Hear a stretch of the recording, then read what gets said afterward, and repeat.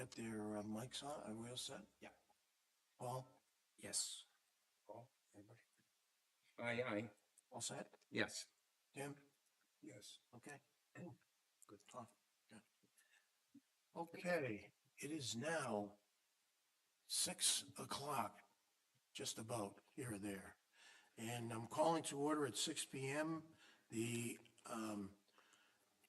Town of Alton Zoning Board of Adjustment Public Hearing Agenda, Thursday, July 10th, 2025, at 6 p.m. at the Alton Town Hall. Can I have an appointment of alternates, please?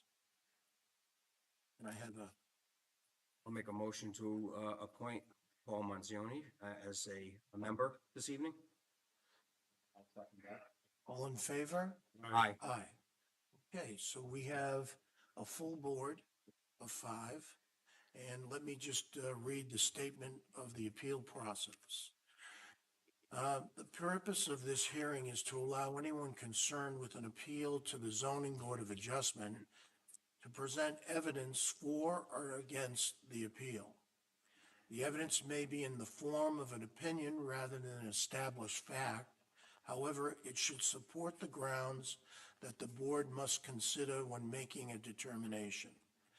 The purpose of the hearing is not to gauge the sentiment of the public or to hear personal reasons why individuals are for or against an appeal, but all facts and opinions based on reasonable assumptions will be considered. In the case of an appeal for a variance, the board must determine facts bearing upon the 5 criteria as set forth in the state statutes. For a special exception, the board must ascertain whether each of the standards set forth in the zoning ordinance has been or will be met. I'd like, starting at the end, for the board to introduce themselves. Mr. Manzioni. Thank you, sir. Paul Manzioni, I'm an alternate member, serving as a full member this evening. Tim Morgan, member. Paul Larshaw, member, and Board of Selectmen representative. Tom Lee, member. Frank Rich, member and chairman. Okay, can I get from, Norma, is there any changes to the agenda that we have in front? I have one small change. One small change. Okay, On case Z 2528, the equitable waiver is going to be for 327A. 327, not B. Did everyone hear that? Yes. 327A. Okay, And just to note that the first case has been requested to be continued. I'm sorry, say that again. This has been requested to be continued, the first case. J.G. Seasons has been requested. Yeah, Okay, it's written there, it's just not always noticeable of it to the right side. okay, thank you very much. Okay, can I get an approval of the agenda from the board? I would make a motion that we approve the agenda as amended. Second. You have a second by Tim. Okay, all in favor? Aye. Aye. All opposed? Hearing none. Okay, 5 unanimous on, with the amendment 327A. Okay, so the continue application from April 7th and request for a continue until 8/7 per applicant. That's Z25-12. Any discussion? You probably need a motion on that, but to continue it, but I'm recused on this, just for the record. Okay, so you're reclusing yourself, Paul? I am. Thank you. Okay, Mr. Chairman, it looks like this case first came before us in March. How many times has it been continued? I believe this is the third time. I think this is the third time. It is. It is the third time. What's the board's thinking? I mean, we can either I guess we can either continue it until 8/7, or we can tell the applicant that he's got to reapply. Was there any reason giving for continuation? Was there any reason given, Norma? No, they needed to get plans together for planning and zoning, and I think it's just taken longer to get everything together. They are planning to go to planning after the August meeting from zoning. Thank you. Mr. Chairman, I think this case is sensitive with respect to the abutter issue. There are some, it's a residential area, there's some abutters very close to this location. And I would think, since it's been going on for so long, now many of them have lost track. And on that basis, I would request that we deny the continuance and ask them to reapply. So you're recommending to deny it and for them to reapply? That's correct. Paul? How do you feel? It is their third continuance, and generally on the third continuance, we would ask to reapply. Tom? Yeah, could we ask them to re-notify the public, or is that overstepping? Well, I think if you reapply, they have to be re-notified. No, but if we continued. Oh, if we continue to next month to re-notify all the abutters? Yeah.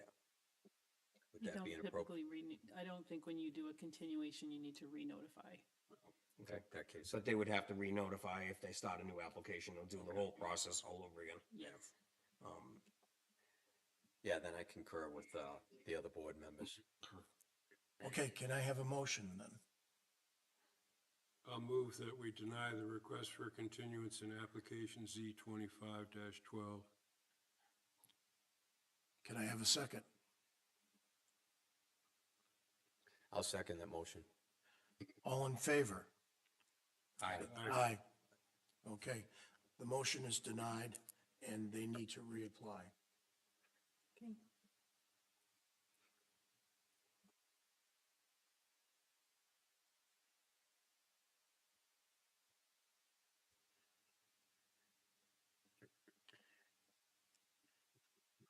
Okay.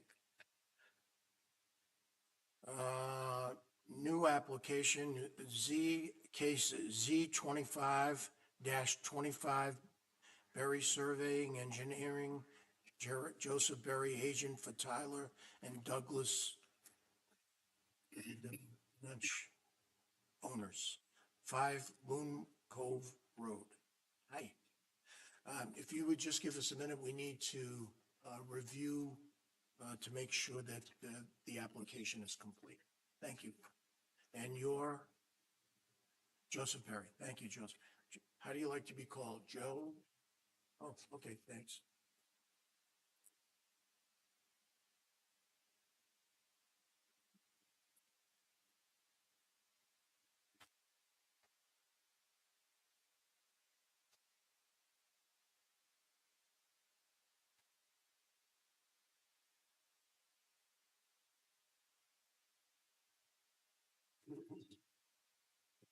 Just when you speak, push the button for it to turn green for the microphone.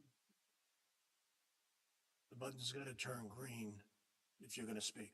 Okay, thanks, Joe. Joe, have you seen the comments from the Conservation Commission? You did? Mr. Chairman, I make a motion to accept case Z 25-25 is complete. I'll second that. May I just ask a question? There's been a second for discussion. I may be overlooking it. I've looked through this a few times. So there's an agency letter and a butter list. I missed it if there aren't, so.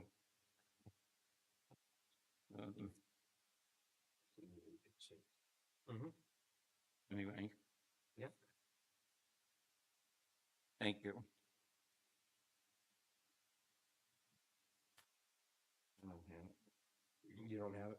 I don't think so, but anyway, if you guys see it. that's Yes. fine. Yes, All set? it's in here. Okay, cool. Okay, Joe, you're up. All right, Thank you. Good evening. Mr. Chairman, we need a motion to accept the, it hadn't. We didn't vote on it yet. Right, it was moved and seconded, and then I asked for the discussion, so we haven't voted We haven't voted yet. to accept it, correct? It was second, but Second, all in favor? aye. Aye. Thank you.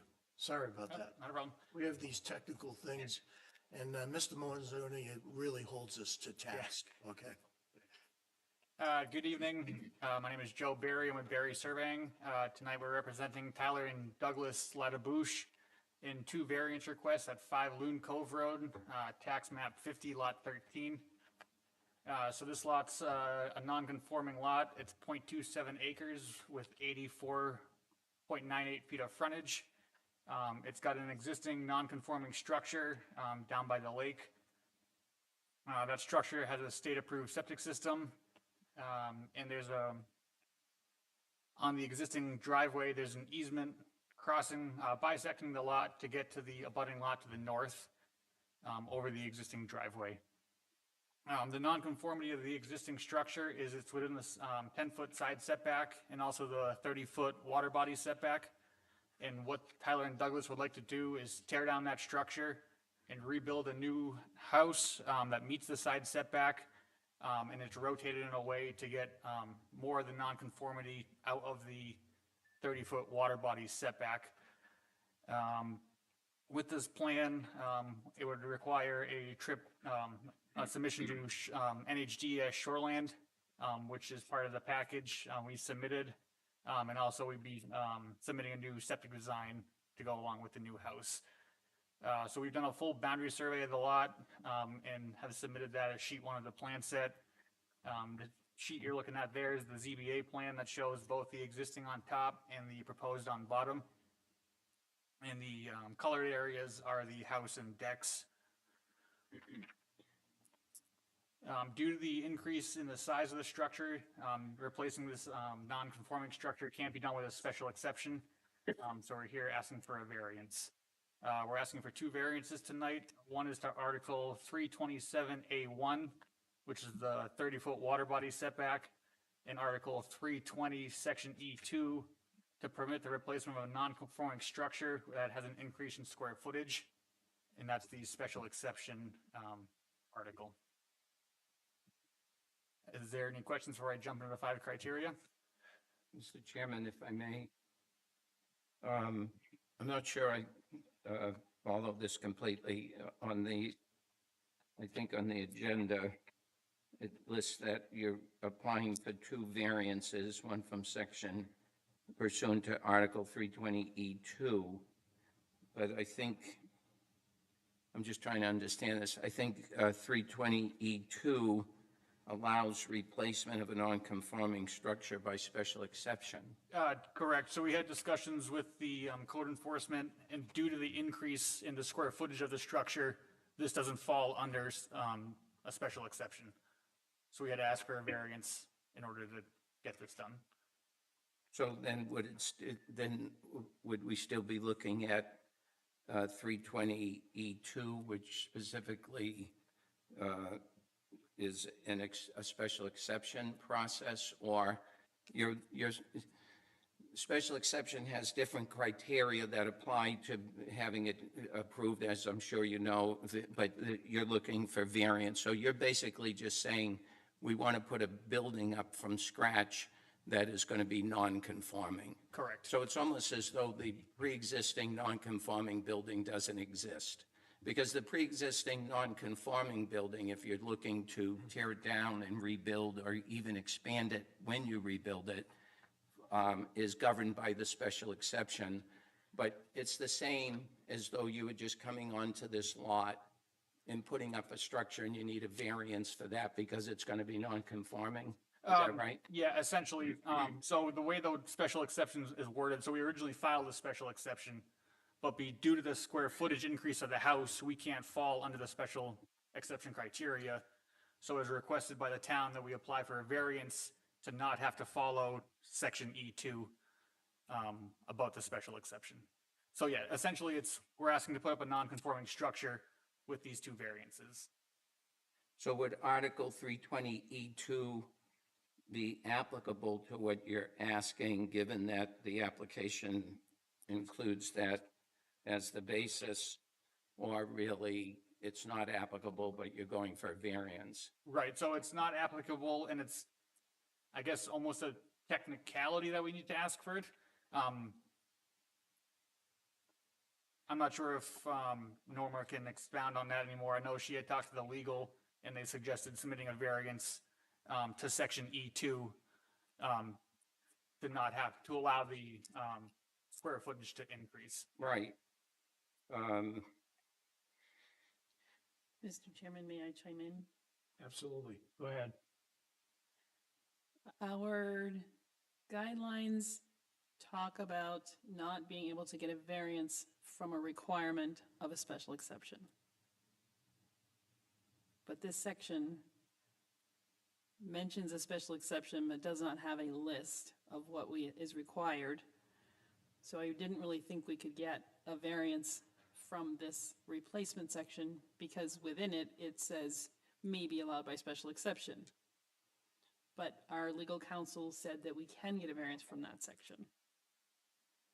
I'm not sure what that means. My issue is, we're not going to apply the criteria for special exception to this application. We're going to apply the variance criteria. And we're really not seeking to provide any decision based on zoning ordinance 320 E2. I just don't, the fact that it's identified as an application under that section, I think should also be changed. And we're looking at a variance under 327A1, that's a 30-foot setback. I'm just wondering what ordinance is this variance being sought under? Because 320E2 is for special exception. Right. Right, so I think it should be identified. Appropriate to ask for a variance for E2. This is the lawyer who said this? Yes.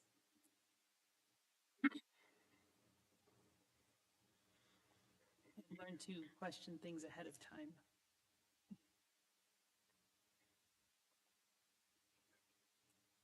Norma, do we have some sort of an email or something from the attorney? Probably not in this section. I know I was in communication with Joe about this as we went through it, so I believe we have the appropriate sections.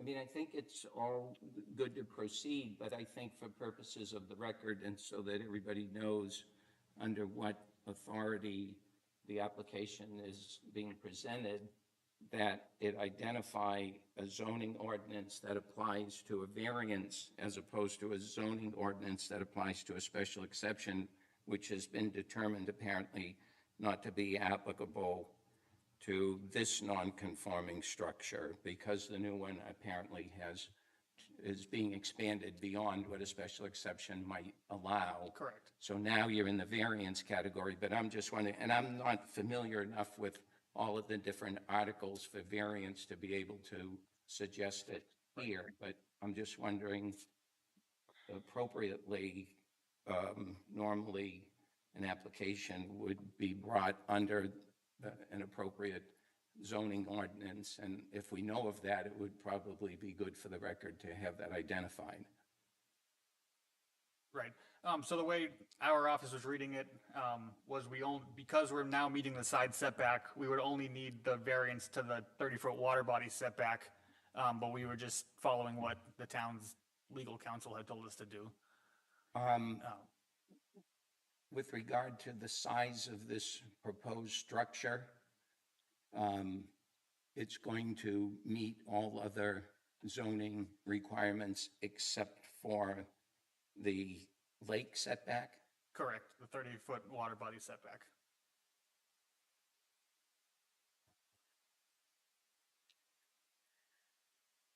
So if this were an empty lot, you're not making a new lot, so all the non-conforming things about the lot, the fact that it's probably not large enough to accommodate a structure anyway under current zoning, the fact that it probably doesn't have enough frontage on a road. We're not talking about creating a lot. The lot exists. Correct. So if you just had this vacant lot that was non-conforming because it doesn't have enough land to build a building on under current zoning, it doesn't have road frontage, et cetera, you'd be asking for variance. Just Article 327A1, the you- water body setback. Would you also need a variance, though, to put a structure on a lot that didn't have appropriate square footage for a structure, or that didn't have, no, because you're not creating the lot, you're Right, just. the lot's already created. Right, Um, so it's just really for the house, and you're saying that the structure is going to comply with all setbacks other than the 30-foot setback? Correct. Okay. More questions from the board?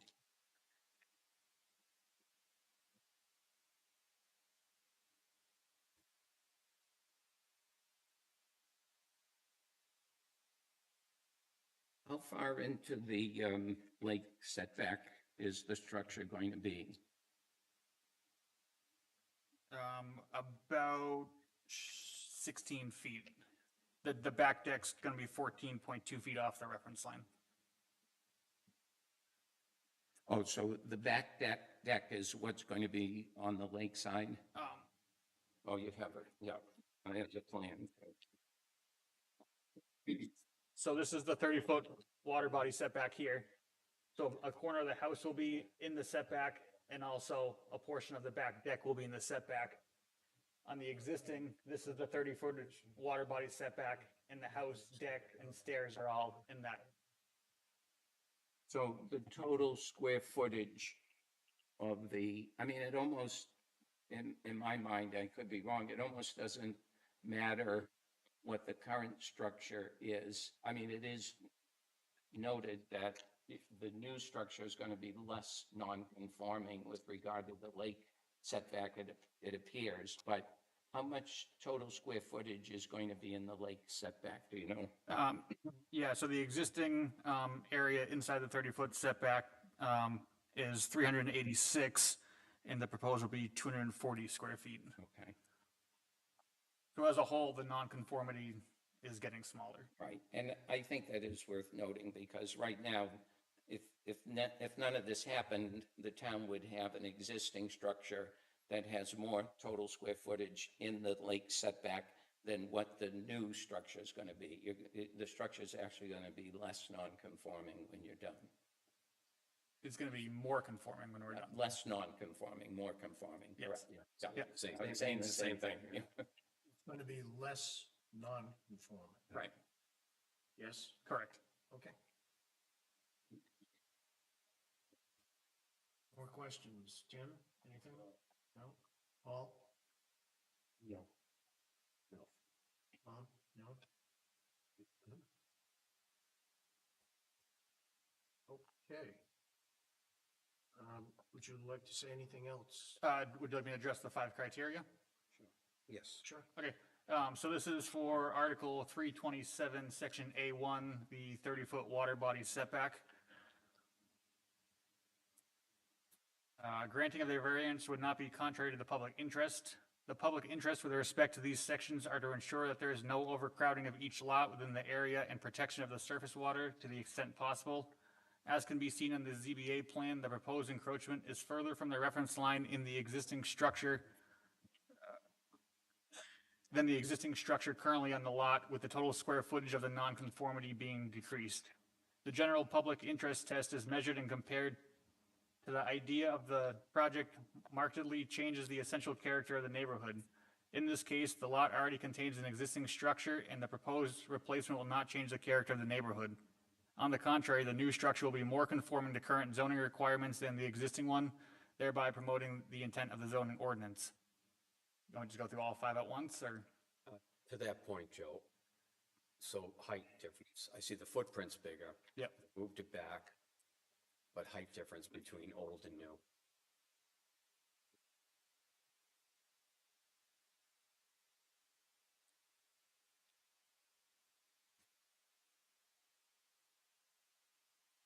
So on the front face of the house, it'll be approximately 26 feet to the peak of the roof.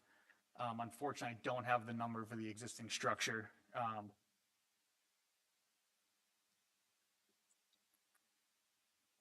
There are a couple pictures in the folder, in the package. And it is a two-story peak, so it's probably about the same height.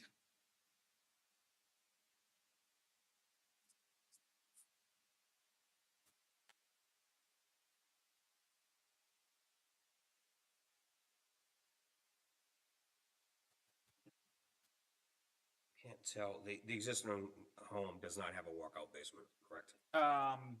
It does not. It has a basement, crawl space, but I don't believe you can access it from the inside of the house. Basement, first floor, second floor. Oh, wait a second, do I see heights here? I do. So.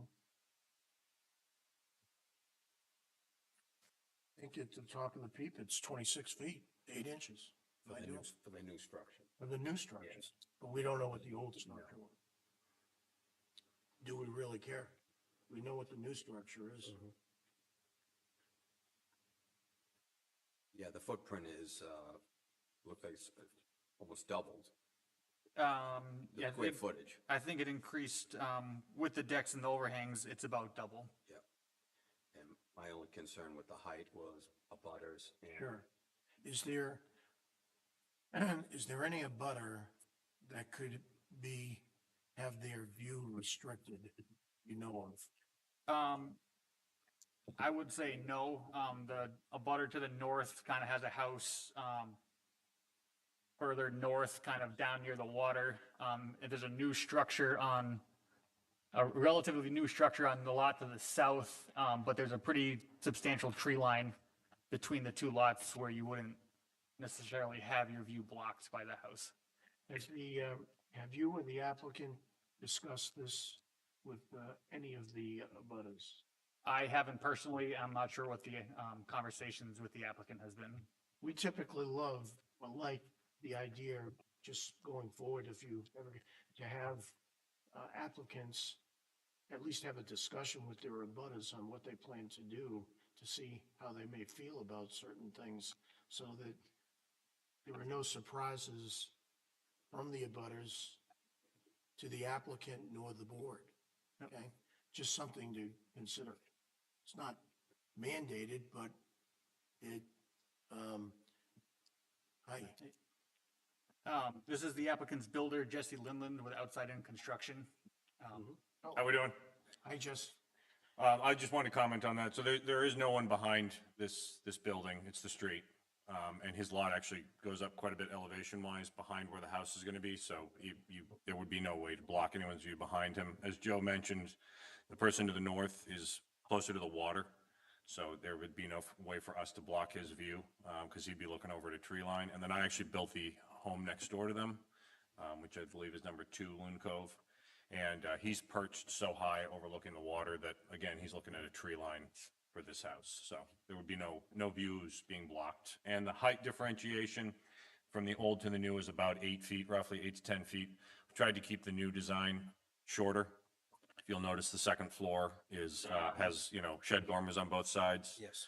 So we tried to keep with the characteristic of the existing buildings in that area, more traditional New England style home, and keep it as short as possible.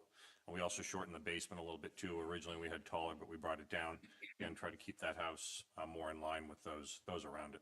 So you're saying it's 8 feet shorter or taller? It's taller. The new one's about eight feet taller than the old one. Yeah. But still putting it at 26 feet from average grade, which would be on the back side of the building. Correct. On the front side, it would be much more. Much taller. It has about a But you're 10-foot pulling the basement. building- You're pulling the building back further into the embankment. Correct. Which is raising it a little that way too. Correct. But you're still having, now you're gonna have the walkout basement, but the foundation height would be basically almost the same height as what was there. where It's you're a starting from little the- taller because the house, obviously the back comes back, but yeah, we didn't oversize it. We wanted to work with the landscape.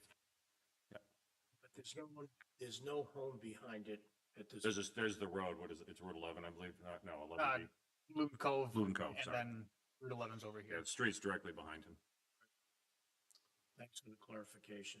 But again, for all of, it would be nice to talk to abutters and get their, you know, get their take on things so that you're not being surprised and we're not being surprised by all of a sudden something that, you know, could have been easily discussed, you know? Right. Okay, great. More questions? Paul? No?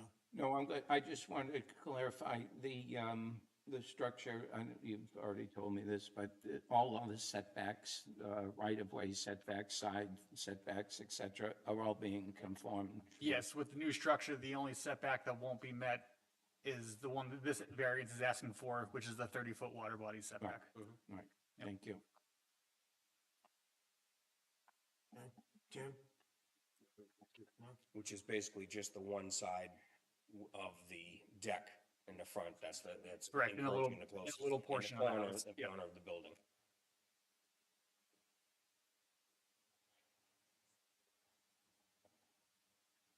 Any other questions from the board? All righty, hearing no more questions to the board. Anything else that you want to add, Joe? or- That was just the first criteria. I can Oh, keep yeah. going through the rest of them. Yep. Yep.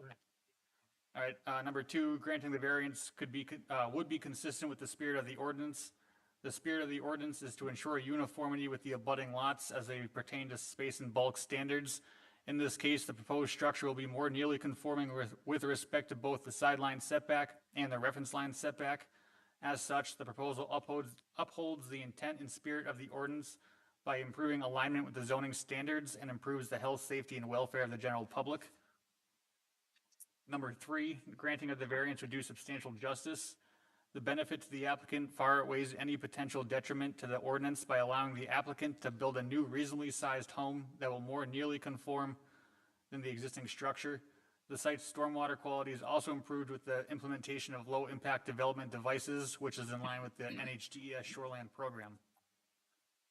Number 4, granting the variance will not result in diminution of surrounding property values. The surrounding property values will not be diminished in value by the construction of a new home. The lot is already fully developed and the use is permitted within the zoning district. Replacing the existing structure with a reasonably sized, more conforming home will enhance the overall appearance and consistency of the area, thereby maintaining neighborhood property values. Number 5, special conditions exist such that little enforcement of the ordinance will result in unnecessary hardship to the applicant as defined under applicable law. This parcel presents a special condition due to its existing non-conforming status and the placement of the current non-conforming structure in relation to the reference line. The lot is also bisected by an existing right-of-way, which limits the buildable area. There is no reasonable alternative to this request, and therefore denial will cause an unnecessary hardship to the applicant. And the use is a reasonable one, as this use is permitted in the zone and is more nearly conforming than the existing state. Where's the right of way, Joe?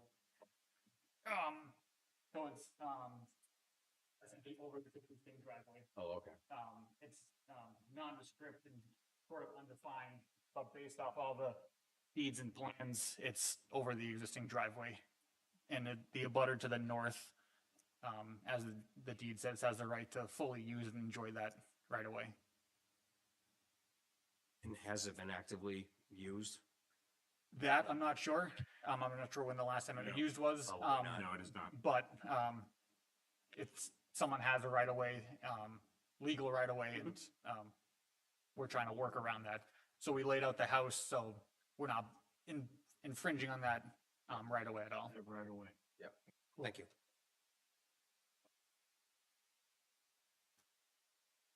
I'd add, Joe, this is well done on your description of the 5 criteria. Thank you. Okay. Any other questions by the board? Okay. Hearing none, and you've done that. Anything else, Joe? On this one, I think I'm all set. I'm going to open up to the public. Yep. Okay. Thank you. Is there anyone that is in favor of this applicant's variance would like to speak? Hearing none, is there anyone that opposes this variance? Let them speak now or hold their peace. Seeing none, I will close the public input. Okay? Come right back in. Okay. Shall we go to the worksheet, gentlemen? Yes? Yes. Now, do we have two variances here that we're Yes. doing? Okay, so which variance are we doing first? 320, section E2, which is, Well, as Paul this- noted, it's for a special exception. right, this was, I believe we addressed the 327A1. Yeah. Yeah, and then I think we're going to have to talk about the other one. Okay, which one are we doing? 327, section A. 327A1. We'd ask you, Tom, to get started. Okay, regards to public interest, the variance, it will not be contrary to public interest. I believe this is positive. We see many of these cases come forward in the Lake region, and it's going to be less non-conforming. I do not believe it'll be contrary to the public interest. I agree. I agree. I agree. It's 5-0, we agree. Well, The request is in harmony with the spirit of the ordinance, the zoning ordinance, and the intent of the master plan, and with the convenience, health, safety, and character of the district within which it is proposed. This is exactly what the zoning ordinance that we have is in effect in the master plan, and taking a non-conforming property and making it less non-conforming, more of a property that's usable and coincides with the neighborhood. I agree. I agree. I agree. Substantial justice will be done by granting this variance. The benefit to the applicant far outweighs any detriment to the people of the town of Alton. I agree. I agree. I agree. Agree. The request will not diminish the value of surrounding properties. There's no evidence before us or any information that would indicate that it would. And in fact, I think it would be appropriate to find that it would enhance the neighborhood, because this will be a nice new structure. I agree. Agree. Agreed. I agree. 5-0. Met. Okay, hardship. Oh, I love this one. For purposes of the subparagraphs, unnecessary hardship means that owing to special conditions of the property distinguish it from other properties in the area. No fair and substantial relationship exists between the general public purposes of the ordinance provision and the specific application of the provision to the property. As the applicant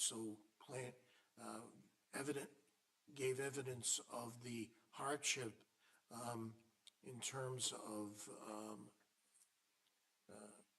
the lot itself, I think my answer is yes, and is it proposed as a reasonable one? Yes. I agree on both. I agree as well. Hardship here is that this is quite a small lot, existed for some time, and to get a house on there is quite, and of course, the proposed use is reasonable. It's a residence, remains a residence. I also agree. I think that the purpose of the lake setback is obviously to keep construction and structures from being too close to the water for a number of reasons. This is actually taking a structure that was closer, reducing the total amount of square footage. So I think that it's very much in keeping with the purpose of that, and a strict application to that ordinance in this situation is not justified. And the proposed use, of course, is a reasonable one. It's maintaining a residential use. I agree. Oh, I started it. Okay. All right. Yes, you did. Mr. Chairman, I'll move that we approve the application for a variance from Article 327, Section A1 in case 2525. I'll second. Excuse me 1 second. did you say that you still have to go to septic design and, so, I'm sorry? I'm sorry? And you have a couple of permits to get, so this is provided that you, we need to put that into the, I can if you wish. would you please? That, and be conditioned upon the applicant applying for and receiving all necessary approvals from DES and Shoreland. So it's conditioned on that? Yep. Okay. And I'll second that again. All in favor? Aye. Good, okay. Now we got the second variance. Yes.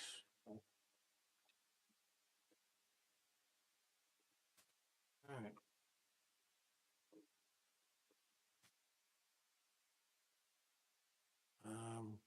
Tom, could you start it again? Yeah. Wait a minute. No, That's- I think, Before we do that, We gotta go through the, I don't know whether it still exists or, do we have to go through this? no, I'm just trying to find out, for example, what is the reason for this other variance? And if the reason is because the structure is going to have a lot of square footage, then what is it that requires someone to get a variance for a structure that's going to have a lot of square footage under this circumstance? So I think we, as a board, need to see the zoning ordinance that controls this whole request. Right now, we have nothing to look at. If this was a special exception, we'd be looking at 520E2, whatever it is, and that would lay out for us a number of requirements and criteria that would need to be met in addition to the usual special exception criteria or whatever it would tell us. Now, I understand the applicant is saying, because I'm having more square footage than just a special exception typically permits, I'm seeking a variance. But under what zoning ordinance? A variance to have more square footage? What does that mean? How is that governed? Are there things that apply to that request? If there's a zoning ordinance, we should know about it and follow it. If there isn't, then how is it we decide this variance? I mean, So what to me, zoning- it's puzzling, and I have trouble as a member of the board. I don't know how I would be able Oh, to. I understand what you're Yeah. saying. Right. Is there a zoning? We have, last year through our zoning amendment committee process, we dramatically changed our non-conforming uses and lots and structures ordinance section. And when we are left, they have one section on non-conforming structures. And under the two structures, there is either alteration or replacement. So this project is a replacement of a non-conforming structure. And the one section under replacement states that you may be able to get a special exception, but you cannot change or increase the square footage. So that's basically telling everyone that, yes, you can rebuild your house but you can't make it any bigger. And most of our cases are people who want to make something a little bit bigger. Which And that is was really why the only place that this case fit in here. I wasn't aware of the change in the special exception that we had drafted earlier, which was designed specifically to allow a situation where they want to expand the size. It addressed that. Now you're saying that doesn't apply anymore, but I don't know. So yeah, it seemed like the town wanted us to ask for a variance to not have to ask for a special exception that didn't meet the special exception criteria. All right. I guess I'm not fully sure. Again, we thought that just the 30-foot water body setback would take care of it. We were just following what I the kind of town think had so, requested.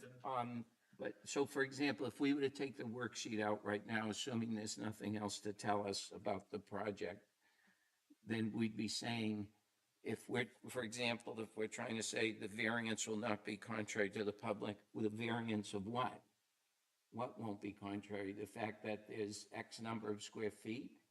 Or, you know, an expanded building beyond the non-conforming one that was there. I mean, I'm not sure what it is we're ruling on. If the building is in compliance with all appropriate setbacks, it's in the building envelope. The only problem the new structure was going to have is that it was going to encroach on the lake setback, and that's now been granted with a variance. I'm not sure the applicant needs anything further in order to go forward with the project, but things have changed since I was here last, so I don't want to lead anybody in the wrong direction here. I just don't know what zoning ordinance we're proceeding under. Well, again, we're looking at the non-conforming structures in the ordinance in this section, Right. section 320, E2, and it does say special exception. Maybe, Almost all of section 320 deals with special exceptions, but they're under D3, section F, it's expansion of non-conforming use is allowed with a special exception as long as it does not create any additional non-conformities. It allows for the expansion under that. but that's used, I think.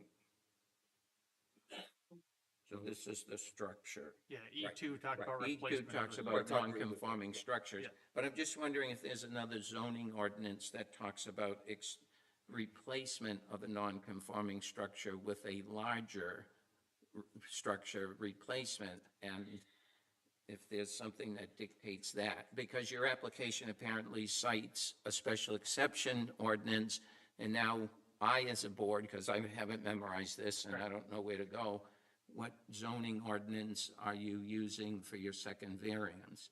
It would, I know. Yeah. So, I mean, right, We're using the only one that we have, which is what? which is E number 2. He's replacing what is currently a non-conforming structure, and he needs to build it bigger or wants to build it bigger, and he's limited, according to our ordinance, that he can't make it any bigger. He wants to enlarge it and also add a garage, and it doesn't fit here. The special exception needs to meet that guideline to get a special exception, and it doesn't meet either of those. So our legal counsel said we can get a variance from this section. Did legal counsel identify a zoning ordinance under which the applicant could get a variance? I mean, was he just saying that? Well, under my authority, I'm the one that chooses these sections that need to go before the board. If the board members feel that that's incorrect, I believe you can put it to a vote and decide if you agree or not on this On the variance. determination that I've made as a board.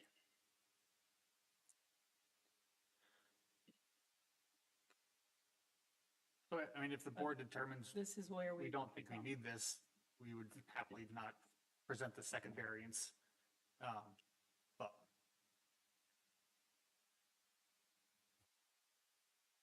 Yeah, I mean, I'm not, the ordinances have changed, apparently, have been rewritten. The other special exception uses specifically talk about expansion of a non-conforming structure, up, down, and so forth. And now apparently it doesn't allow any expansion. right, but with a special exception, we could have replaced this structure right in the same spot. Right. With the 5 special exception criteria. We essentially wanted to reconfigure the lot, not meet the special exception rules, which is why we applied for the verse variance for the water body setback. Right, Again, not feeling like we had to meet or ask for a variance to the special exception rules because we can't because of the increased size of the structure. right.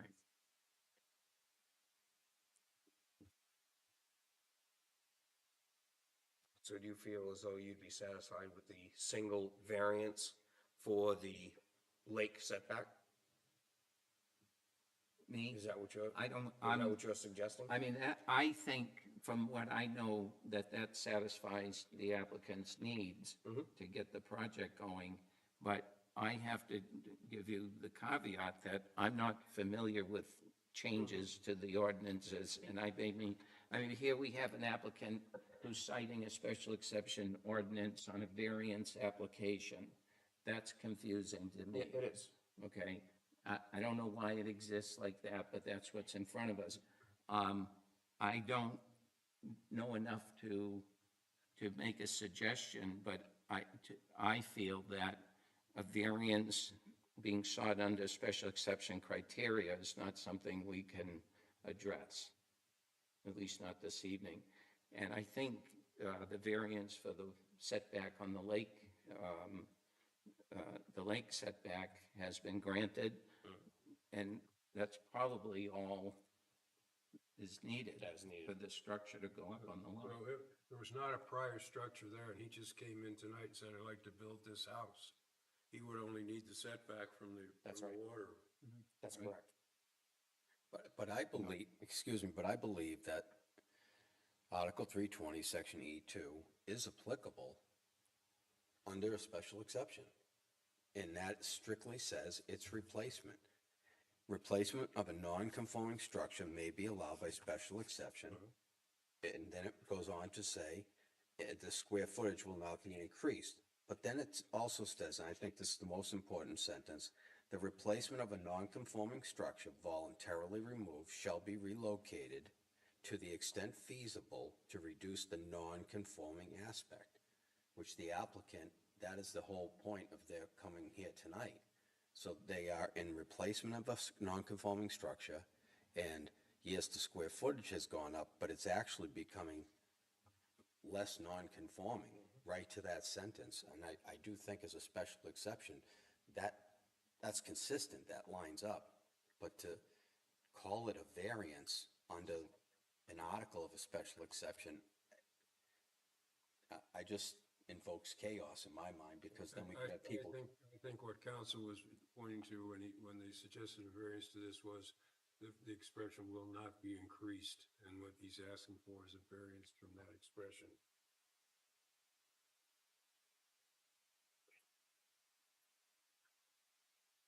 So it's an application for variance to permit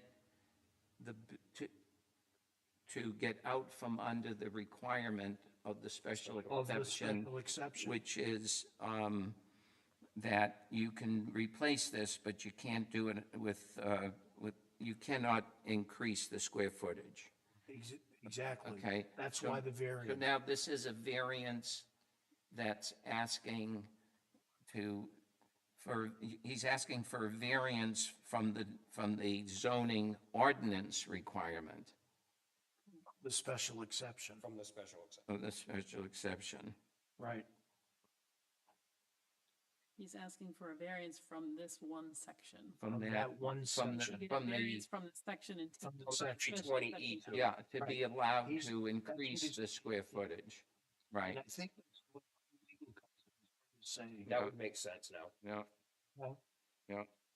So It So we should, could rule on that with a worksheet on whether to give a variance to the requirement of 520E2 that the square footage cannot be increased. Now we can rule on whether to give the applicant a variance from that requirement. By the way, this is the first time I've ever seen an application seeking a variance from a zoning ordinance requirement. I don't know, it's kind of it's confusing. yeah, but I mean, I think we've identified it well enough that we could work, handle that on a worksheet.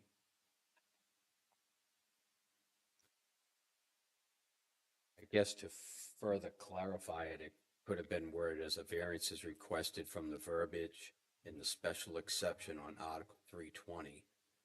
So it's duly noted that we are addressing it as a special exception, but we have to apply the variance to that square footage allowance.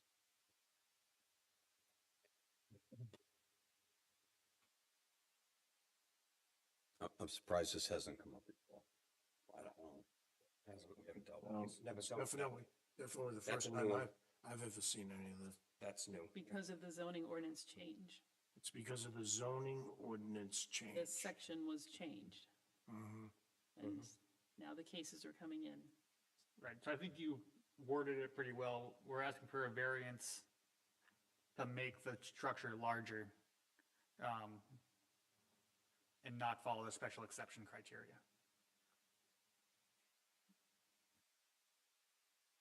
The variance is a harder 5 criteria than the 5 special exceptions. Right. Right. So really, for example, if there was a zoning ordinance that said you have to have 250 feet of road frontage and you only had 225 feet, you'd be asking for a variance from that zoning ordinance so that you could do it with 225 and not 250. That's a typical variance request. Here, what you're saying is I'm just trying to figure out the zoning ordinance that restricts the square footage of a new structure. You're tearing down the old one. There's nothing that prohibits the tearing down of a structure on this lot. You're putting up a whole new structure. And so if this were an empty lot and you were coming before the board, you'd be seeking a variance because your new structure is in the lake setback. Now you're asking for a variance from the requirement not to expand the square footage of a non-conforming, but I guess because you're actually replacing a building, so that's why that comes into play.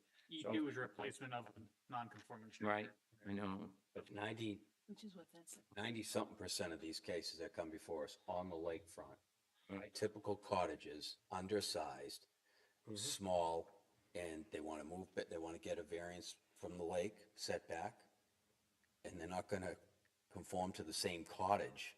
You know, we've handled many cases, so why this change was made, not trying to get into all that, but this doesn't seem to flow with what we've done for many years. But I think to play it safe, in light of council's advice, maybe we we'll go through the worksheet and determine if the criteria have been met with regard to a variance from the restriction that the new building cannot increase square footage. And then we rule on whether the increase of square footage here is contrary to the public interest, et cetera. I think that's, Yeah, I mean, we're also willing to move forward with the with the variance to E2, and I can go through their criteria if the board would like. It's almost identical to the last criteria. I would say, I think it is identical to the last criteria. okay, all right. But I'm So still happy to reread if I had to. But no, we have it. No, we have it.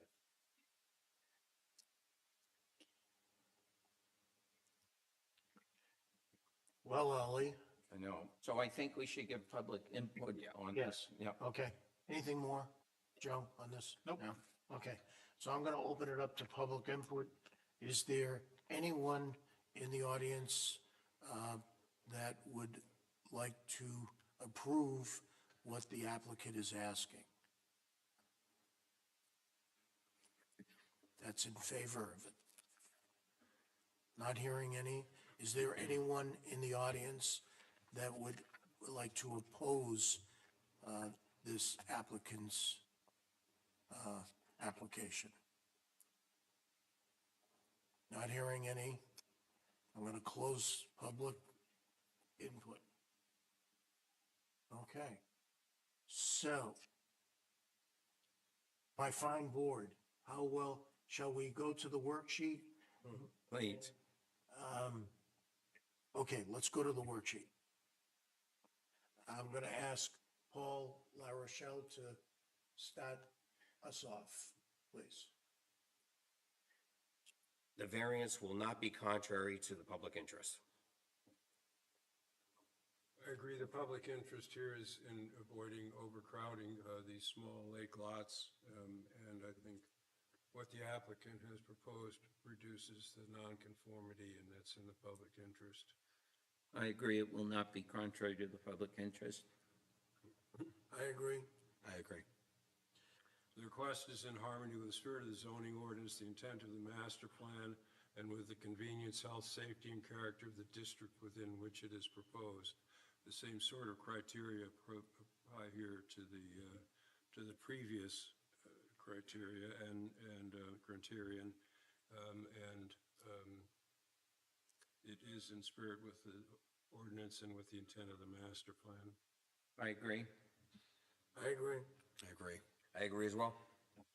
By granting the variance, substantial justice will be done.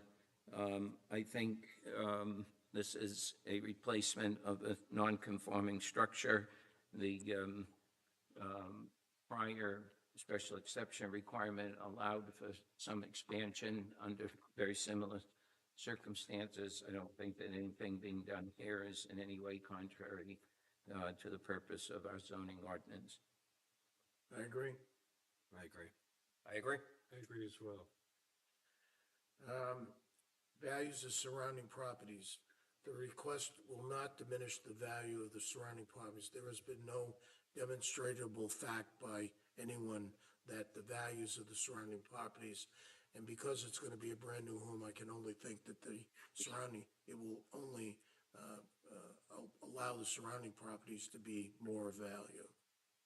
I agree. Agreed. I agree. I agree.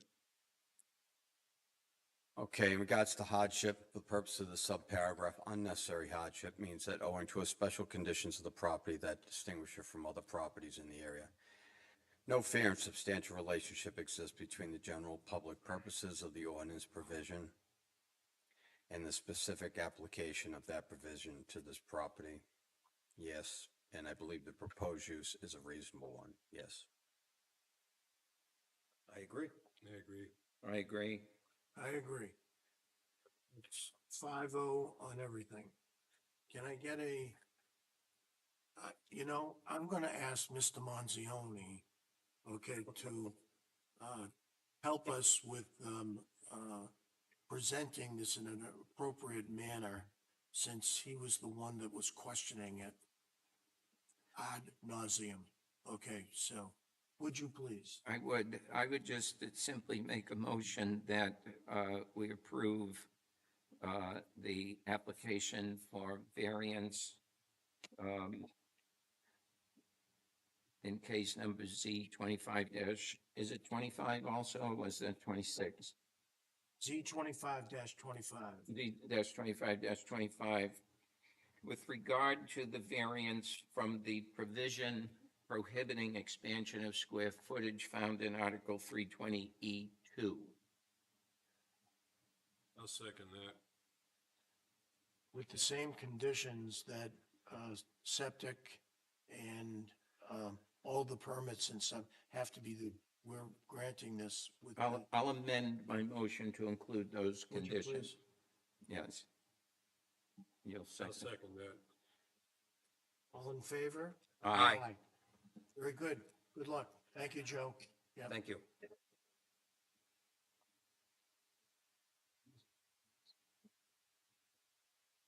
Mr. Chairman, ma'am, I just have one comment. When people apply for building permit applications to build, shoreline permits and DES and septics and all that are usually part of that process Right. in general. So know that going forward. Okay. So what you're saying is that we don't need to put those special conditions in there? Correct. Okay. He's the head of the Department of Redundancy Department. Whoa. I'm gonna pretend that I did not hear that. Okay. Woo. Okay. So, moving right along. Let's see, over here. Z dash, Z25 dash. Z dash 2527. Okay. Mr. Varney, agent for William and Hillary Dooley, owners, 2232 Sleeper Island. We keep losing it. Okay. Can you hold on one second, Tom? We gotta just look at the application. Gentlemen, turn on your microphones. We've had a couple of meetings where we didn't get the applicant's record. Thank you. I'm sorry.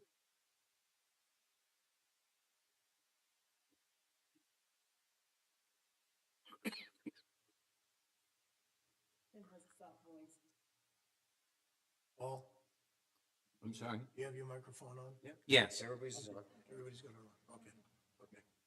Norma, yours is. Okay. All right, can we review the application? Please? I'll make a motion to accept case Z 25-27 as complete. Second that. All in favor? Aye. Okay, Tom, Yeah, Tom Bonney Engineering, I'm here with Bill Dooley and Josh Tebow. He's a civil engineer that does a lot of this work, helping me do this. So this is on Sleeper Island on the southerly end on the Wolfboro side, and an existing cottage that he bought 4 years ago, and the existing deck on the front is awkward in dimension and it has restricted function. They would like to square the deck off to a rectangular shape. The existing septic system is state approved in 2001. The shoreline permit is pending. No wetlands are on the property. The cottage is out of the 100-year flood zone. So in the packet, I show the tax map with the surrounding property, and you can get an idea of the size and how it fits on the lake. We had the land surveyed so we could get the boundaries identified and so forth. So the cottage there now has a deck on the front, which is 2 feet wide on one end, and it's 8 feet on the other end. And that was to be at the 30-foot setback line from the lake. So that's what's there now. The land is rocky and steep. The decks are important. So I'm asking to square that off so that it makes it more friendly and functional, less awkward, and also to add a deck on the side of the building. And that deck would encroach. No, take that back, it doesn't. That deck is fine on its own. We could just get a building permit for that. But to square the deck off, we're asking for a variance. So we get a little bit closer to the lake, 22.4 feet on one end. The other end stays the same. And that's what we're asking for. House that's there, the building that's there now is conforming, so we're not dealing with non-conforming. So nothing else is changing where the stairway is and the side of that deck that's on the side where that stairway is, you're just squaring it from that? Yes.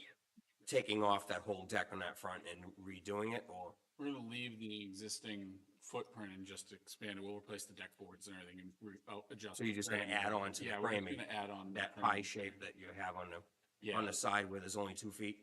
Yeah, it goes from 11 feet down to it's about 3, I think, actually, at the end. And yeah, so it becomes essentially an 8-foot extension off that end and then just square it off. So it's Makes it quite a bit more parallel to usable. it is. It's essentially non-functional once you get about, 5 feet down the side of Yeah, the house. yeah. So it's, so that's really the focus. And then the other part was really just extending it back at the top of the stairs, which isn't part of the variance. It was just part of the plan. So once that's squared off, you'll be the 22.2 feet from the shoreline. Must be an interesting topic of conversation for visitors. It is. It was an interesting topic of conversation when we bought it. But all the other things were fine, and we figured at some point we'd fix Right. it. So, but it's definitely. I can't quite tell from the picture that, that the birch tree, one picture looks like it's right up against it, another picture it doesn't have it in it. It's about a foot away or 8 inches away from the current. again, it's wide. It depends on which side you're on. It's about a foot off the front of the existing deck, but the deck's only about 5 feet deep at that point. Yeah, right. It's Gotta go. It will need to go in order to square it off. Right. And we'll obviously replace the points.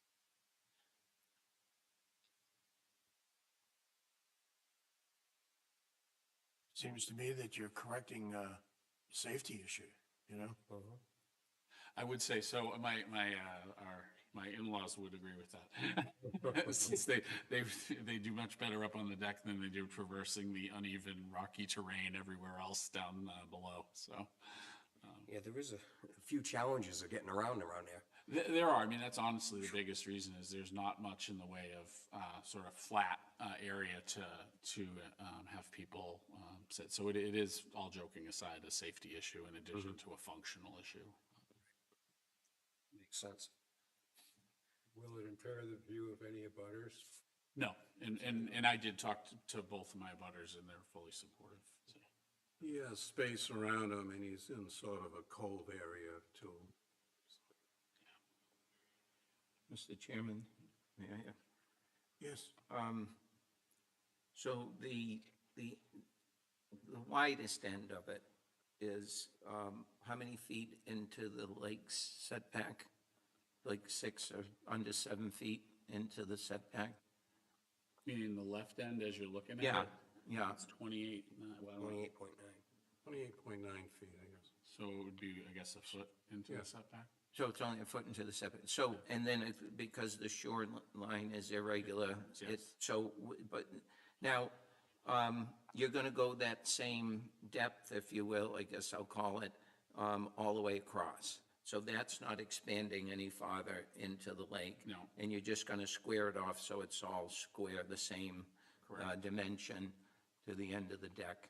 Correct, and that end will just be closer because the shoreline's. a little Because of the closer down shoreline there. staggers. So at that point, you're going to be about 6 feet something into the setback, I think, if I heard that correctly. 22.2 feet. Yeah, so Yeah, it's 22.2 7.5 feet, right. So it'll be 7.5. I'm so, over 7 feet into the, yeah. And that's only for a small lineal area. Yeah, Correct. right. Thank you. Welcome. More questions from the board? Tim? Thank you. Okay. Paul L? No, sir. Tom? No. Okay. Anything more you want to talk about, Tom, or Mr. Dooley? No? Okay. Thanks. Okay. Then I'm going to open it up to public comment. Is there anybody in the audience that's in favor of this application? Please come forward and speak. Hearing or seeing none? Is there anyone not in favor or against this applicant's application? Hearing or seeing none? I'm going to close it to public input. And it's wonderful that we only have one variance to do with this particular worksheet. And I'm going to ask Paul if you, let's see, Paul, I would like you to start it off. I will. The variance will not be contrary to the public interest. This is going to be correcting a safety issue, which is in the public interest, and also the amount of encroachment into the lake setback is really minimal. I agree. I agree. I agree. I agree as well. The request is in harmony with the spirit and zoning of the ordinance, the intent of the master plan, and then with the convenience and health and safety and character of the district within which it is proposed. This is exactly the kind of request that is in the spirit of the zoning ordinances and the intent of the master plan to help our constituency do and improve their lots and make them more safe. I agree. Agreed. I agree. I agree. Tom? substantial justice. By granting the variance, substantial justice will be done. I agree as well. Agree. I agree. I agree. The request will not diminish the value of the surrounding properties. If anything, this is gonna make this look a lot more uniform with the surrounding properties. I agree. I agree, it will not diminish the value of surrounding property. I agree. Agree. For purposes of this subparagraph, unnecessary hardship means that owing to special conditions of the property that distinguish it from other properties in the area, first, no fair and substantial relationship exists between the general public purposes of the ordinance provisions and the specific application of that provision to this property. This is a rocky shoreline with which curves, and that makes it difficult to comply with the zoning ordinance, and it's a hardship of that particular property. The proposed use is a reasonable one. A deck on a cottage in front of the lake is certainly reasonable. I agree with both those things for those reasons. I agree. I agree as well. I agree as well. Okay, can I get a motion, please?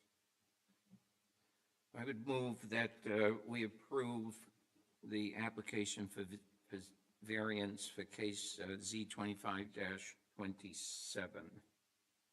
I'll second. On favor? Aye. Okay, thank you very much. Good luck, Mr. Dooley. Thank you. Okay, and Tom, excellent job. Thank you. Mr. Chairman, Yes. could we redo that motion to say what it is for? Did I read the motion? I did not.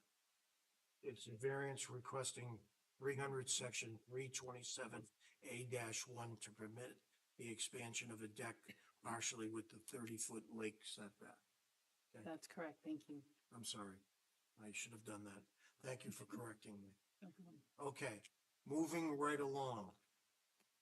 Z 25-28, Prospect Mountain, Paul Zulo, agent for the Brooks Trust, and Paulette C. Alden Brooks trustee. 9 Barnes Avenue, and we are looking at an equitable waiver is requested for Article 300, Section 327A to permit a new lot with an existing deck in the setbacks, and a variance in request for an Article 400, Section 443A-1 to permit a new lot with less than 15,000 minimum required, 15,000 square feet, minimum required lot area. Paul? So I was in here, I think we need to accept it. Yes. Oh, I'm sorry. Yeah, can you give us a second? We just gotta, I'll move that we accept the application as, application C 2528 is complete. And I'll second that. thank you. Now you can, All in favor? all in favor? Aye. Aye. Aye. I'm losing it. I'm sorry. Okay, Paul, now, so I was in here before, and we reviewed what I was applying for then, and it appeared that I was applying for the wrong stuff. So now I'm in here applying for hopefully the right stuff. Both these lots have been here forever. Houses built 30s and 40s. The equitable waiver is because the deck was permitted 2 years after zoning was enforced, which is now in the side setbacks. So that's the equitable waiver I'm asking for on lot 4. And also, after the boundary line adjustment, I'll be making that lot smaller or non-conforming. It's not going to meet the minimum 15,000. Between the two lots, I didn't have the 30,000, so I gave the larger area to lot 5. So it just aesthetically looks better this way. So I would have had to make one lot, get a variance for either one, So I'm going forward on this one.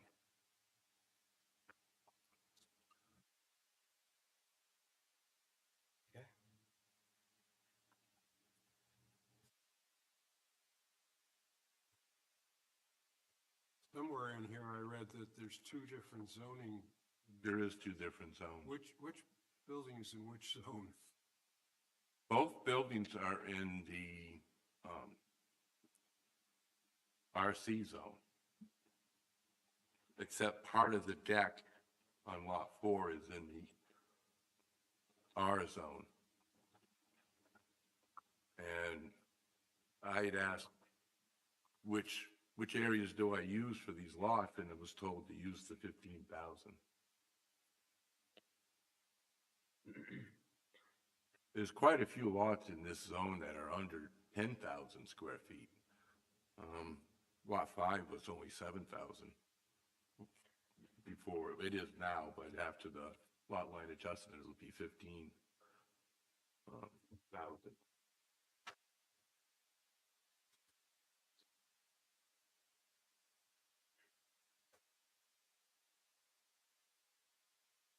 Questions for the board? From the board?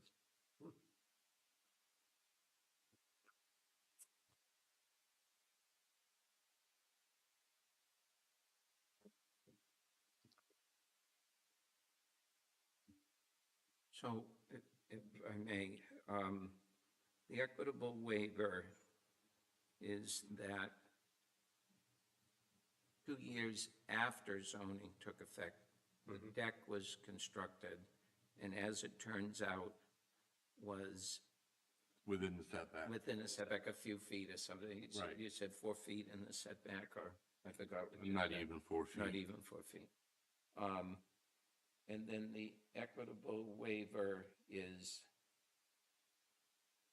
that the violation has existed for 10 years or more, and that no enforcement action, including written notice of violation, had been commenced. And that's all true True. in this case, yeah. So this is one of those things where it happened, the town didn't take any action, nobody took any action. And now that you want to do stuff out there, you got to come in and say, hey, it's only equitable that we Ask not for forgiveness. ask for forgiveness. You didn't even do anything, but you want to tell it. Thank you. And then also something's going to go into the lake setback. There's no lake here. Oh, yeah. No lake. I was reading in section 327A, or was attached to this and highlighted, and it talked about the setback. Thank you.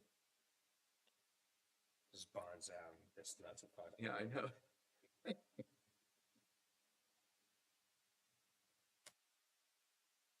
It's a shame, because I was going to vote in favor of it.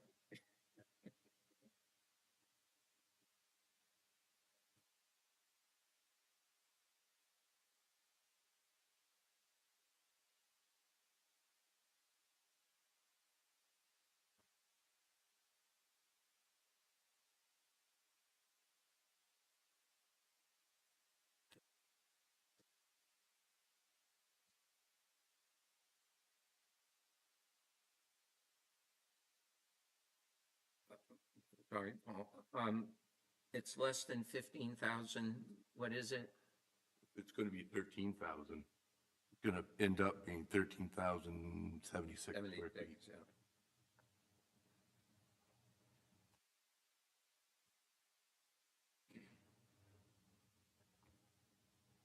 I will have to get state subdivision approval for it. State is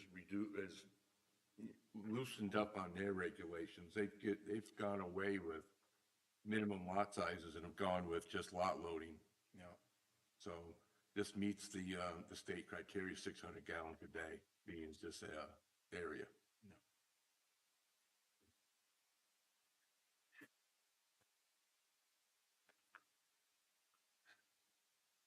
Paul, how many lots are less than the 15,000, would you say, in this area?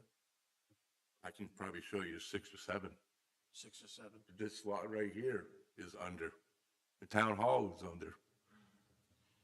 But I don't think it's close to these lots, okay? How many? No, but it's in the same zone. Oh, it's in the same zone, okay.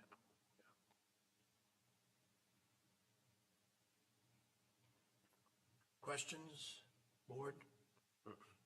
Tim, Paul? And thank Tom? you. No.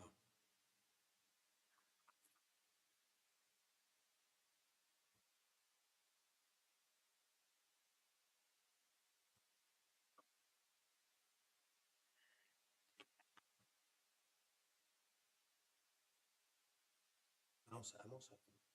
Paul M., I'm fine, thank you. he's thinking? No, I'm not thinking, I never do that. Oh, he said he was fine? I did, yeah. It's my opinion. I usually don't hear that. Okay, oh my God. Gee, I can't believe it, Paul, he said he was fine. Woo. Let's stop it right Practice there day on because we don't town. want to go any further, okay?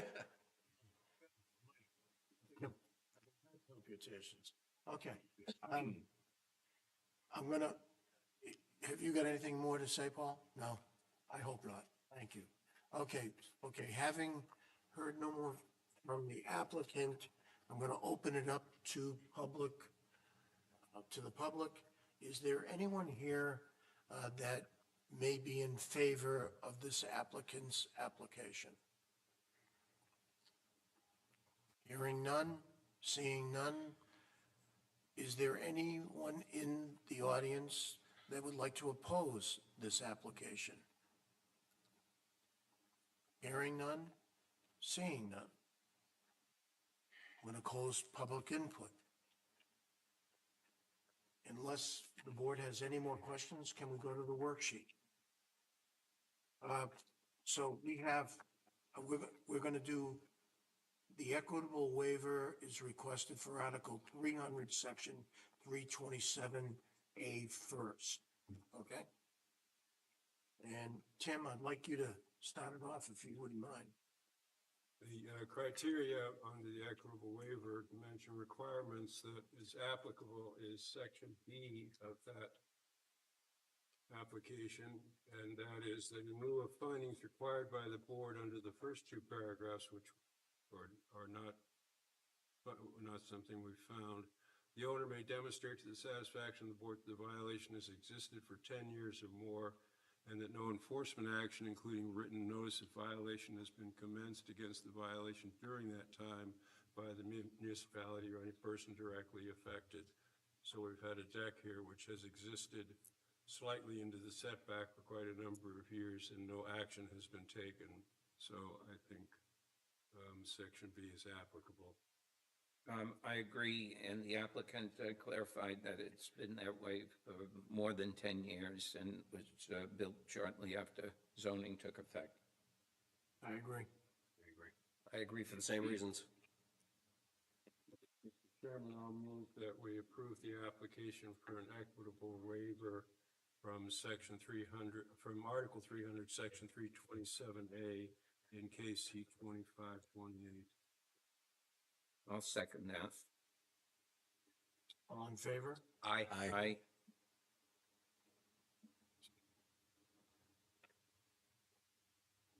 Okay. That handles that. That's the equitable waiver. Now,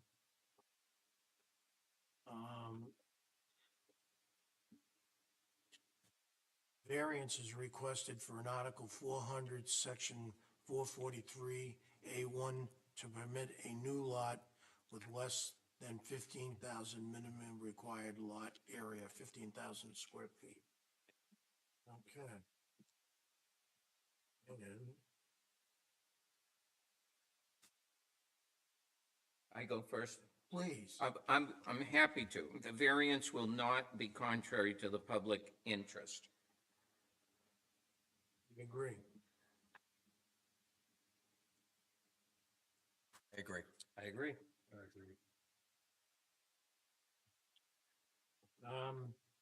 The request is in harmony with the spirit of the zoning ordinance and the intent of the master plan with the convenience, health, safety, and character of the district within which it is proposed.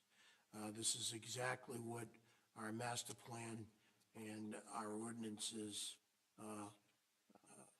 duly have tried to give accommodation to our constituencies in this manner. I agree. I agree. I agree that this will conform with other lots in the district in which it is proposed. I agree based on the information of the other lots, and here the size of this lot, when finalized, is pretty close to the zoning requirement anyway. By granting the variance, substantial justice will be done. Agreed. I agree the benefit to the applicant outweighs any detriment to the people of Alton. I agree. I agree. The request will not diminish the value of any surrounding properties. Nothing is changing.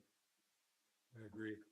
I agree, and there was no evidence from either any abutters or people who could have spoken, and there's nothing before us that would show that. I agree. Agreed. Agreed. For purposes of this subparagraph, unnecessary hardship means that owing to special conditions of the property that distinguish it from other properties in the area, one, no fair and substantial relationship exists between the general public purposes of the ordinance provision and the specific application of that provision to this property. What we're doing here is enlarging a lot, which is quite small, making two lots which are closer to conformity, which couldn't happen otherwise. And proposed use is not changing, so it's a reasonable one. I agree with both of those for those reasons. I agree. I agree as well. I agree. Okay. Can I Mr. get a motion? Chairman, I'll move that we approve variance request from Article 400, Section 443A1 to permit a lot with less than 15,000 minimum square feet in case C2528. I'll second. All in favor? Aye. Aye. Thank you, Paul. Thank you. Thank you. All right. Moving right along. Let's see what we got here. Okay.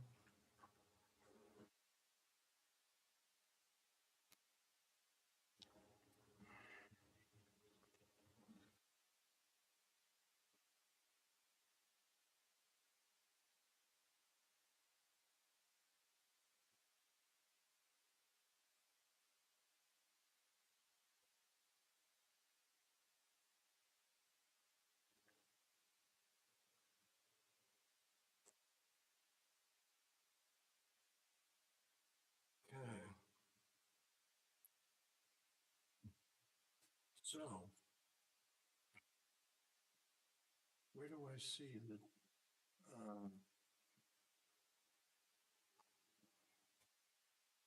do we have any previous business? Is that next? We do. I thought we had this, didn't we have something else for previous business? Huh? With, Cherry Valley? Yes, those are under the new business. That's under new business. That's under new business. All right. That's Do we have any 43. previous business that we need to discuss? Okay. No? Okay, so we've got that done. So under new business, letter from the zoning officer for map 26 lot 4 in regards to requirement for completion of conditions of approval. All right. Okay. So,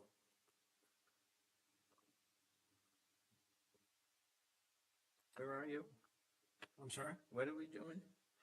Okay, so this is for, I believe, the,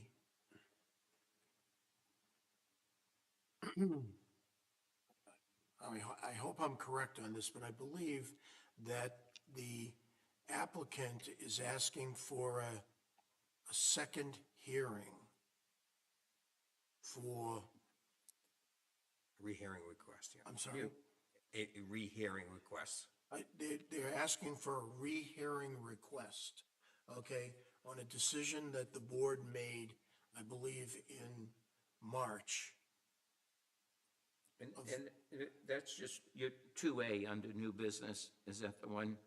I'm sorry? Yes. We're doing 2A under new business? Mhm. The, Planning okay, board. yeah. I'm I have it recused, on.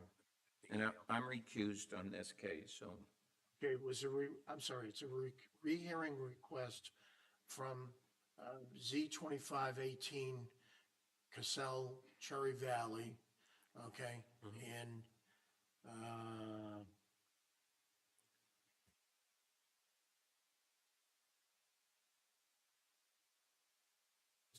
this is, you're reclusing yourself, Paul? Yeah, I've been, that on the record. I've been recused on this case. I know. Yeah. Okay, just making sure. By that, everyone has received an email. We sent that out today. Okay, did everyone receive the email? Okay. Tim, you received the email from our I did. attorney? I did, and I also got the application, the letter, and the attachments. And from my perspective, I wouldn't grant the rehearing. I don't think that the rehearing request, the letter, and accompanying documents set forth anything new that this board hasn't already considered. They're Correct. arguing the same criteria that we've heard before. Nothing new. They're just making their argument that we erred in our decision. I don't think we did err in our decision. So from my perspective, I would not grant a rehearing. And I agree with that as well. I see no new evidence. I see nothing added. It seems that it's rehashing the same subjects that we've already heard. Tom? Yeah, I concur, and we made a decision, the planning board made a decision, they appealed the planning board's decision. We had a hearing on that, and we upheld the planning board's decision, and I don't see any necessary action for a rehearing. I believe all parties did their due diligence. Yeah. And I concur with the rest of the board members that there is no new evidence. We should deny the a rehearing based on there is no new evidence, and that we feel that the planning board in our first decision made the correct decisions based on the information that was provided to us. And I also believe we made the right decision as a board of the zoning board as well to uphold that ruling. On the first hearing, Correct. correct. Okay.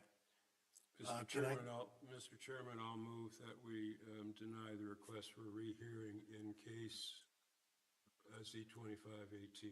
I'll second. All in favor? Aye. Good, cool.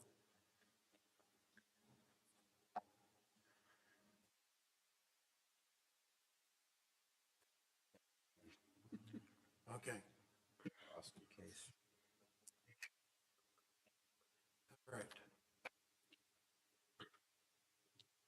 Great. Approval of the minutes of the ZBA meeting? Nope. No.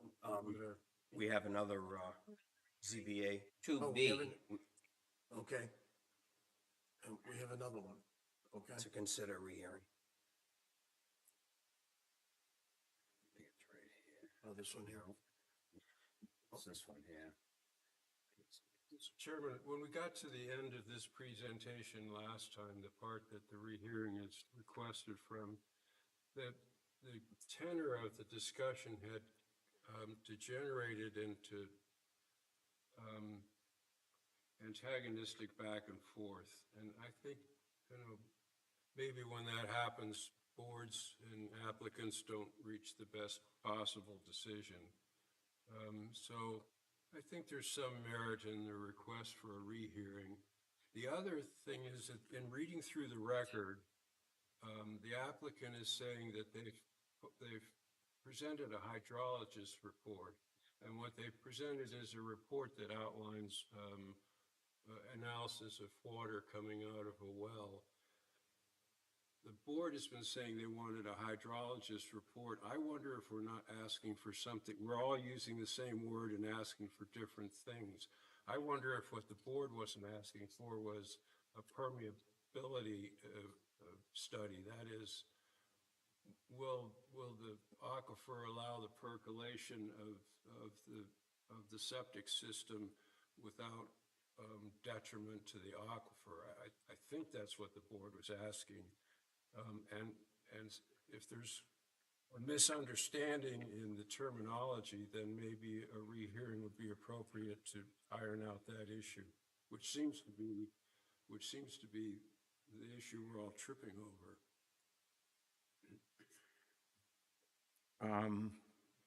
On the issue of rehearing, having read the request for rehearing,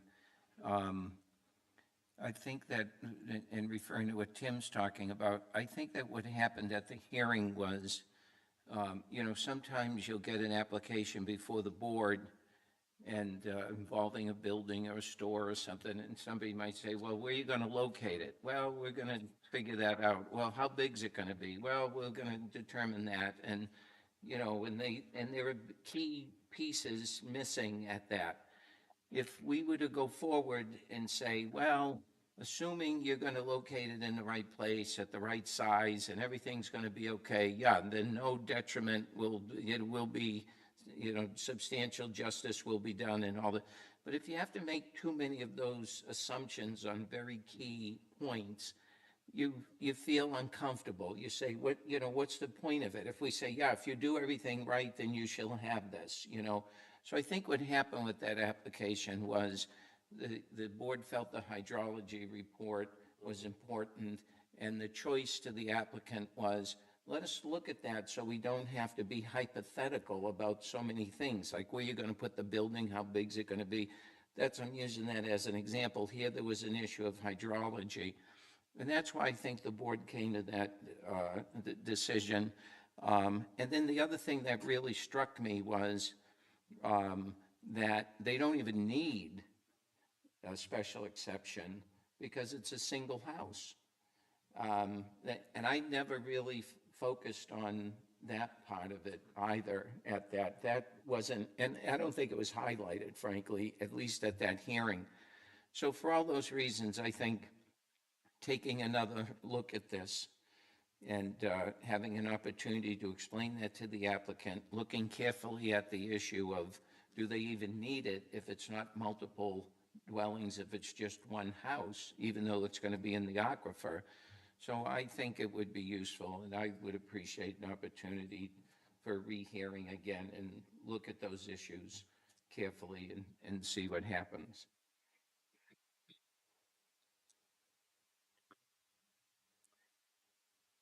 Yeah, I remember the case, and the hydrologist was the key point, and they wanted guarantees that if they did a hydrologist report, that everything else would be guaranteed to be approved. And that became very contentious, and we've never done that. We don't work like that. Right, and my understanding was there's two specific properties, one that's almost completely built already. And that was even without permit, so, I don't believe we need a rehearing, in my opinion. You don't want, I don't believe we need a rehearing. no. Paul? I felt as though that we made the request of the hydrology test. We talked about that. They decided to waive that and go through a decision. We made our decision. I think we made the right decision. I think I would prefer to upstand what our decision was last time, in my opinion. So is it in your opinion to deny the second? It is my opinion to deny the second rehearing. So I was not here for that hearing. And I can only read what was in the minutes. And it was quite contentious. It was. Okay. Um, uh, So we have two that feel a rehearing would be worthwhile. And we have two that feel that it doesn't. We don't, we, that we, That we don't need to have. we a don't rehearing. need to have a rehearing. And yet I wasn't there So we have an at issue. that hearing. And I feel, Was our other member here? Yes. Joe was, Joe was here. Joe was Okay. here. I was not here at that meeting. But Joe was here. I feel uncomfortable not having really been involved in that decision to make a decision one way or the other. Right. Maybe we should continue this. So Continue to I would like to continue this until Joe was with us. Joe is here. That makes sense. Right. Okay, if you don't mind, okay. No, it makes Because I- sense. No, it makes perfect sense. No.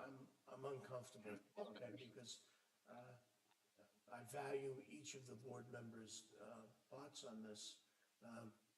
But we've got a 2-2 here. Right. And it's very understandable. I understand everybody's. I'd be in the same position as you. Mr. So we're Chairman, gonna table- I'll move that we continue the decision on a rehearing until the next scheduled meeting. Okay, I would Can I have a second on I would that? second that. okay. All in favor? Aye. So we're tabling it until the next meeting, It's August 7th. which is August 7th. Okay, thank you. I know. Yeah. With the summer going already. No, That one. That doesn't just happen. Maybe she can clarify. Sorry to say that. Maybe she can clarify, but it's what, from the zoning ordinance. That was that one? Yeah, that's this right there.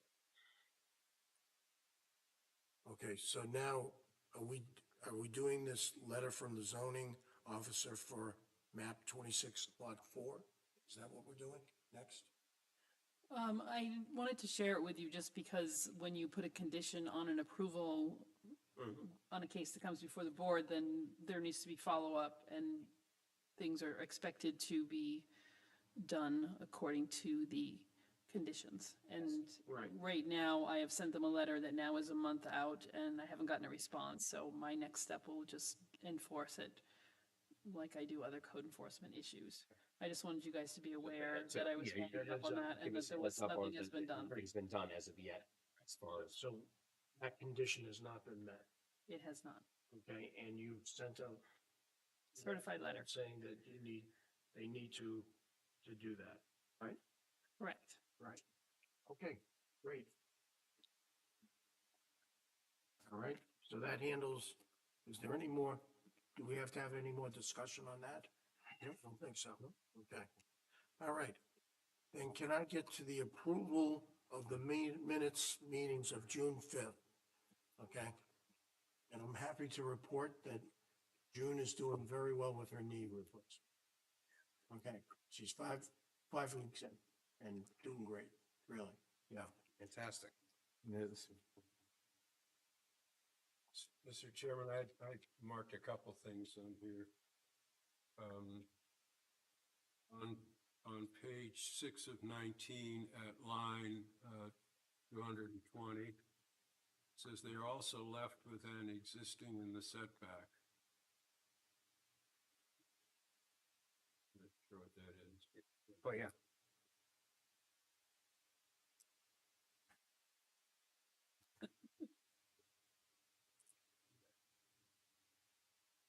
Okay, anything else? Yeah, on page 9 of 19, line 376, they run the risk of receiving an approval. Might be that they run the risk of not receiving an approval.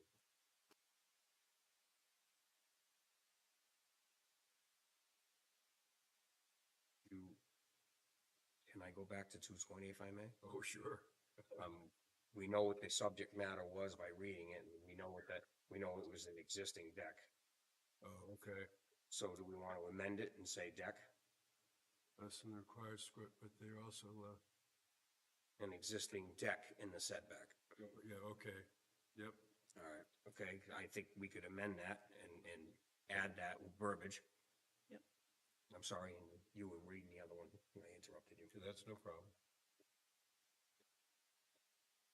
And then the other one was,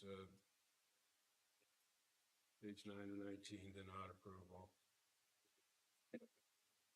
Can you say what line you were on, Tim? On 9, it was, on page 9, it's, line 376. Bottom of the page.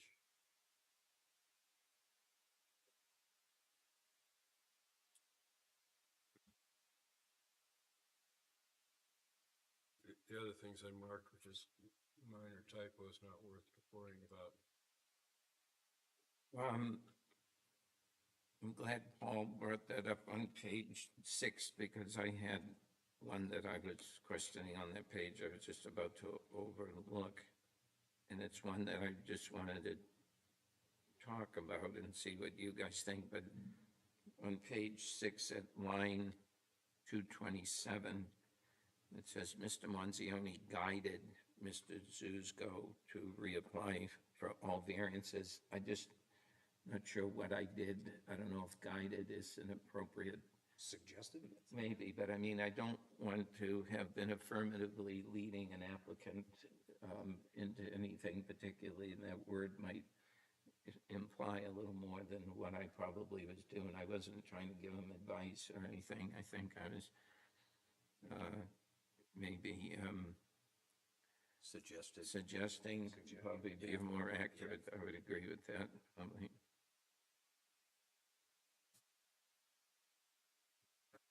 Final question, on page 18 of 19, line 735, it ends with the 130.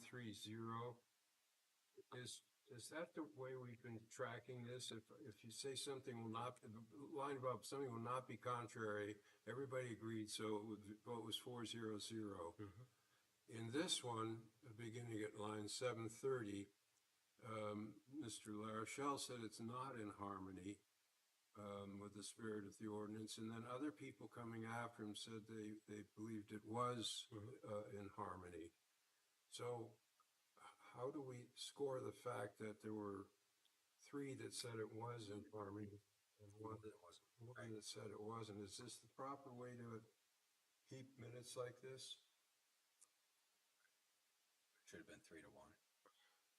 Is it whatever the first person, so what happens on the ground, so to speak, is whatever the first person leading off says. Okay. People just say, I agree, I don't agree, or whatever. So usually it's the first person's finding that governs, I think, the rest of what happens on that particular criterion.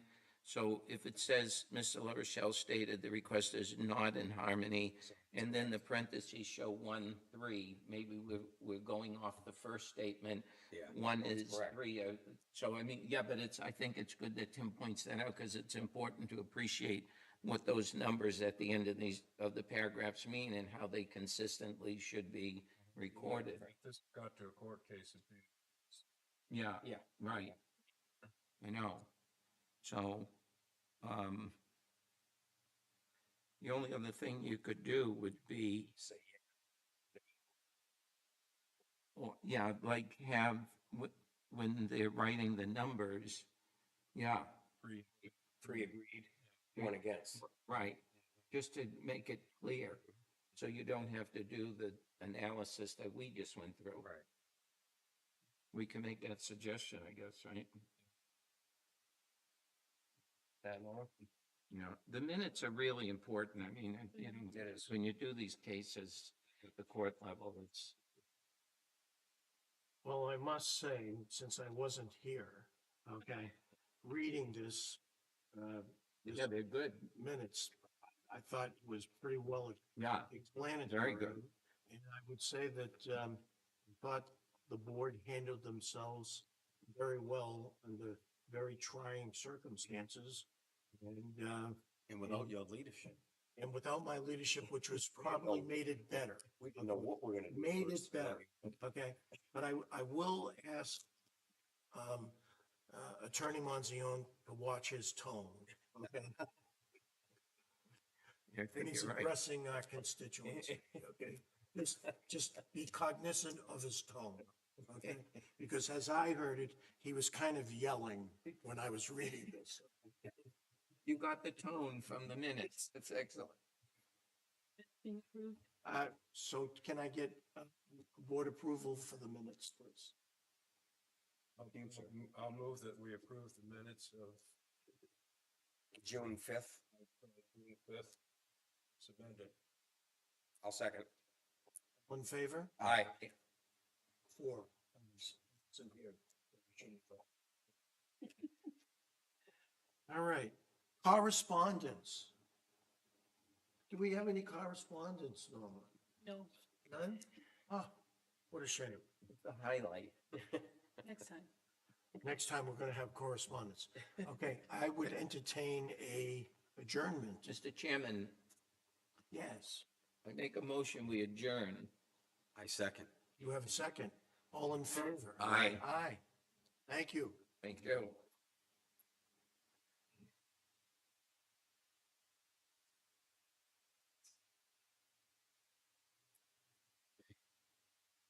What was it? What was it? What was it specifically? Merrimack Beach.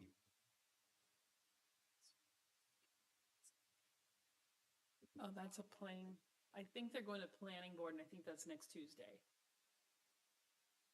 Sorry. Planning board's a Tuesday. Because they came here already. I'm so sorry you had to go through all this. Okay, don't. We don't- thought you were don't- here for Don't us. take it out on us. Okay? Yeah. How exciting was this, huh?